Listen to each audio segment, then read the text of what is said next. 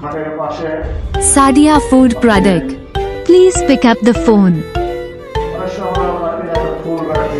Sadia Food Product. Please pick up the phone. আমার চ্যানেলটি subscribe করুন। আমার চ্যানেলটি সাবস্ক্রাইব করুন।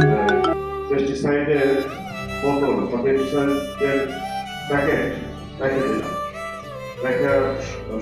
এখন থেকে আমরা ওখানে না করে একটু পেস্টিসাইড বিষের একটু স্প্রে করে গায়ে লাগা দেব। এটা এটা কে কে করতে চান বা কে কে করবেন? প্রথম এই জন্য যে আমাদের বিশেষ পোশাক করে আমাদের স্প্রে কাজটা করবেন। হ্যাঁ, বিশেষ আলাদা একটা জামা বা আলাদা একটা প্যান্ট, তাই না? যে ওটা আপনি সবসময় করবেন না। দেখবেন অনেক সময় যে বিভিন্ন কাজে ডাক্তাররা অ্যাপ্রোচ করে, তারা তো ওটা সবসময় করে না, তাদের আলাদা স্বাভাবিক একটা পোশাক থাকে, কিন্তু যখন তারা বিশেষ কাজ করে তখন তারা ওইটা পড়ে।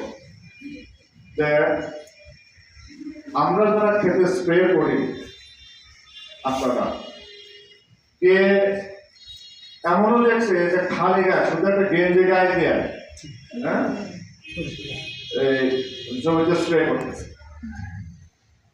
তাহলে ওটা গায়ে ওই এখন থেকে আমরা ওইটা না করে একটু পেস্টিসাইড বিষের একটু স্প্রে করে গায়ে লাগা বের হবে।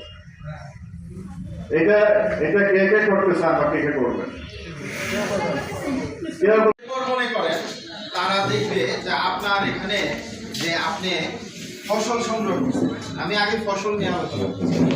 ফসল সংগ্রহ করছেন, এটা কোন দিন ফসলটা সংগ্রহ করছেন সেটা দেখা থাকে। এখন আপনি ফসলটা কি দিয়ে সংগ্রহ করছেন?